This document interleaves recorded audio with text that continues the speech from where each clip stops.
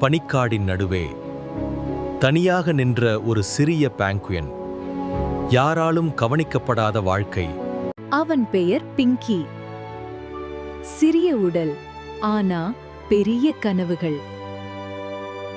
அவனை எல்லோரும் கிண்டல் செய்தார்கள். அவன் மனம் தினமும் உடைந்தது. அந்த நாளில் ஒரு பயங்கரமான பனிப்புயல். அனைவரும் சிக்கிக் கொண்டார்கள். பிங்கி கண்களை மூடி பிரார்த்தனை செய்தான். அப்பு தோன்றியது. தைரியமாக முன்னேறிய பிங்கி அனைவருக்கும் வழிகாட்டினான்.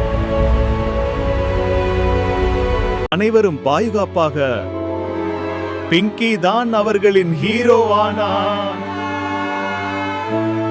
அன்று முதல் சிறிய பெங்குயின் உலகம் மதிக்கும் நாயகனானான். சிறியவன் என்றாலும் மனம் பெரியதாக இருந்தால் உலகமே உன்னை மதிக்கும்.